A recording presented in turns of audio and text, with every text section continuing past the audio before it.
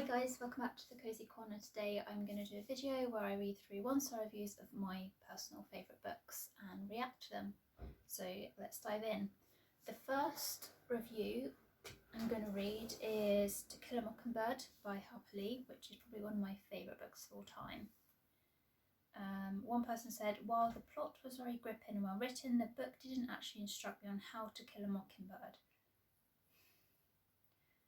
I bought this book intending to do away with this obnoxious bird that's always been sitting in my backyard making distracting noises. I had hoped this book would shed some light on how to humanely dispose of the bird, but unfortunately it was a story about a lawyer and a falsely accused criminal.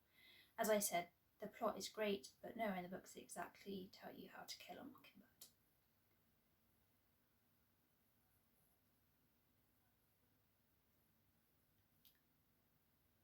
Just going to leave that one like that. I think somebody else said, so far I have found that this book is a complete drivel. I don't understand the mass appeal to this novel, nor do I understand how it managed to go down in history as an amazing piece of American literature. This book has no plot, no point, and no real characters.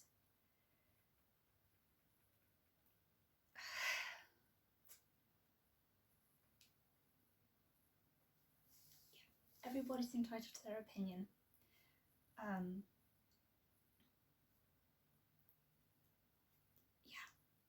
Okay. Next one I chose was Pride and Prejudice by Jane Austen. So far it's my favourite Jane Austen that I've read. I haven't read all of her works, but so far this is the one that I really like. Somebody said, Jesus Christ, just have sex. Yeah, okay. Somebody else said, first things first, this book is dull as hell. It made me want to take a nap every time I read it. Simple and short chapters took me a long time to complete because they were either so dull or I kept having to read parts over and over because I lost my focus. I found Pride and Prejudice quite engaging actually, so... But I mean, like I said, everybody's entitled to their opinion, and I'm sure that I've read books that other people would rate 5 stars and I've not really enjoyed them.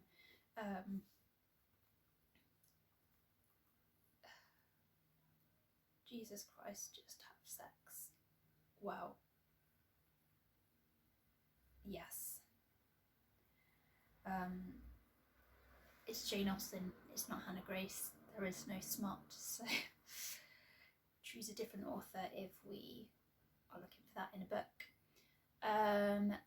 One of my next favourite ones is On Earth We Are Briefly Gorgeous by Ocean Vuong. I absolutely adore this book, and Ocean Vuong is such a sweetheart. 1-star review says, this is the most pretentious book I've ever read. It made me realise how much I dislike books with tedious, unnecessary descriptions that don't contribute to the story. It's like an undergrad wrote an essay, went over the first draft and tried to rewrite every single sentence in an attempt to sound as profound as possible. Oh, I quite liked his style of writing, but that's okay. And then another 1-star review says, on Earth we are briefly tortured by this book.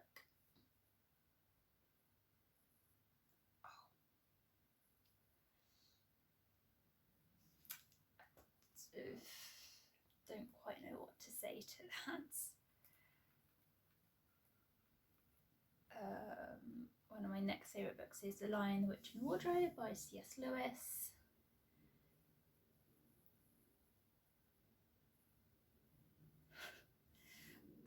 This review says, it's really, really, really, really bad. I think it's a terrible book and it is very, very boring.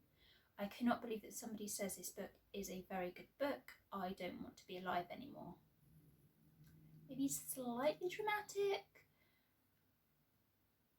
I mean, just if you're not a fan, and clearly this person is definitely not a fan, just put the book down. Just DNF it. It's not a problem if we DNF books that we don't enjoy. It's really not a problem. somebody else has said, you know what this is? This is C.S. Lewis trying to catch up to Tolkien. This is C.S. Lewis trying to give the finger to Tolkien and failing badly. I thought it was a really cute story.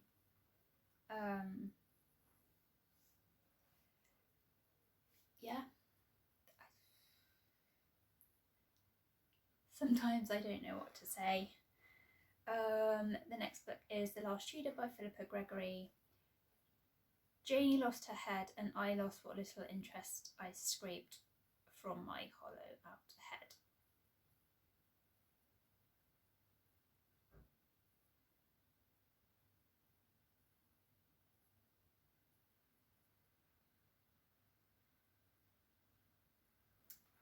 The Last Tudor is the final book in the Plantagenet and Tudor series, and I think it's just as well because, judging by this book, Philippa Gregory is well and truly overwriting about this historical period. Savage, that is actually savage. I really like Philippa Gregory's writing. I think she's a very good historical fiction writer. Her and Alison Moyer are probably my favourite historical writers.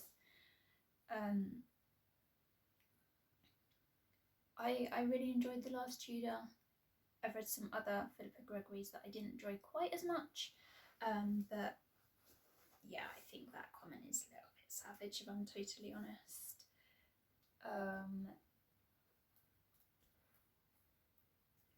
The next book I chose was The Shining by Stephen King, and this review says, this book could have been an email. In all seriousness, the last 100 pages were the only good part of this book, and even then it was meh. I would personally disagree with that. I found it quite fast-paced, easy to read, and contrary to this person's review, I found the ending a little bit disappointing. I thought Stephen King could have done something so much better with the ending. Again, just my personal opinion, but overall I did think it was a really good read. Following on from that, I chose Extremely Loud and Incredibly Close by Jonathan Safran Foer. This person's one-star review says, a more apt title would have been terribly artificial and unbearably pretentious. I thought it was sweet. I thought it was a really good view of how children deal with grief. But I do understand that people think that Oscar is pretentious. I think there is a theory, even though the author doesn't clarify it, that Oscar is autistic, which just adds to the complication of a already very complicated emotion of grief. This next person said, warning, if this book somehow helped you deal with grief, don't read the rest of this review because I'm going to trash the hell out of this book. And I'm not going to read the rest of it because they go on for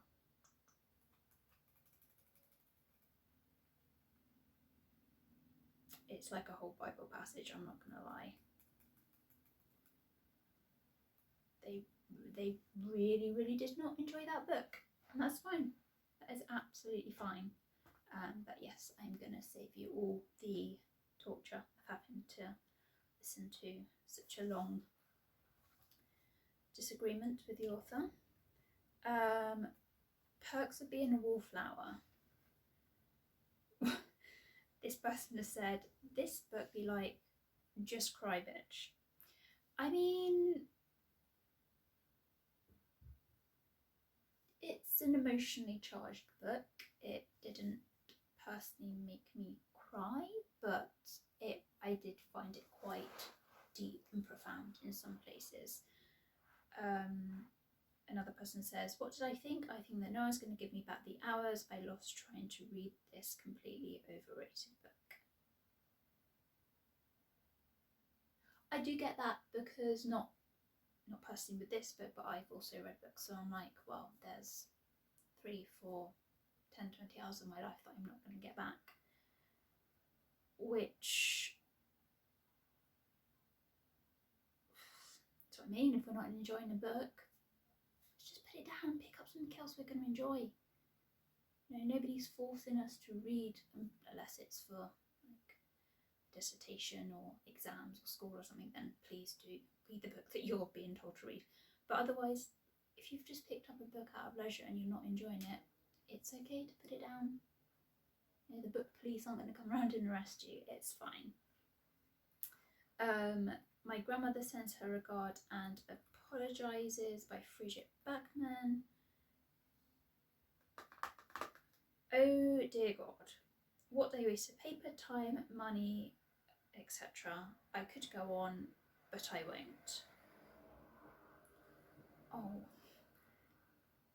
makes me sad because I really, really, really enjoyed this book. So I forgot to say at the beginning that all the books on this list are books that I've rated 4 or 5 stars.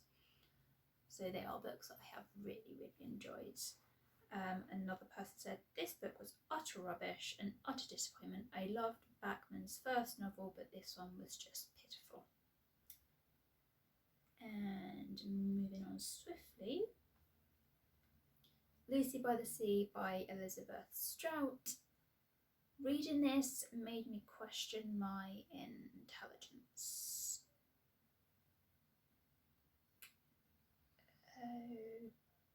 Okay. I would like to ask this person, in what way did they question their intelligence? I found it quite easy to follow. Yeah, it was a good easy read. This next person said, why do I keep reading books by Elizabeth Strout? I very much dislike the character Olive Catteridge and felt less love for Lucy Barton. I had to abandon Lucy by the Sea at 40% as I wanted Lucy and William just to jump into the Atlantic and drown.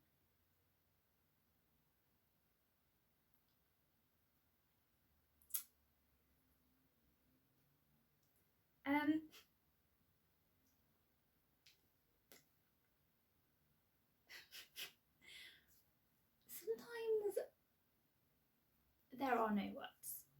I feel that is quite unnecessarily savage, but yeah. Okay.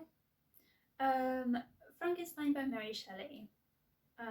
This person has said, an annoying scientist and an ugly tall man fighting over who is more depressed. I mean, welcome to 2025. I feel most people are currently depressed. So they would fit in really well. Another person has said, this is the second worst book I've ever read. Dude creates a monster just because and then just leaves. And then everything goes wrong and he's surprised. Pull it together, Victor. What the heck? I'm quite curious to find out what the worst book this person has ever read. Dude creates a monster. I think the interesting thing with Frankenstein is realising that the actual monster is a scientist and not the character is portrayed as a monster. And then also it took me, I don't know, maybe I was a bit slow reading this, but it did take me till halfway through to realise that Frankenstein isn't actually the name of the monster. Frankenstein is a scientist, and apparently the monster's name is Adam, after the first man. But overall, I really enjoyed Frankenstein. I didn't think I was going to like it because it's not something I would usually read. I'm not into vampires or monsters or things like that, but I did really, really enjoy Frankenstein. And then the next book we have is The Secret Garden by Frances Hodgson Burnett. This lady said, I tried. I listened to 3 hours on Audible and I couldn't take one more minute of Miss Mary being contrary. Oh. She just needs a hug. She just needs a hug and to be told that she is loved. That's all Mary wants, is to belong. And then this next person says, just shush. Thank you. And on that note, I think I should probably shush myself. Thank you guys for joining me on reading 1-star reviews of my personal favourite books.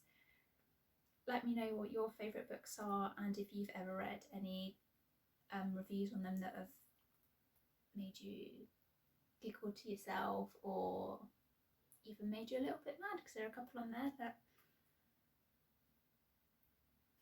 just a little bit savage, but everybody's entitled to their own opinion. And yeah, I'm not sure, I know I have opinions on books that people would go, that is just so wrong. But I will save that for another video.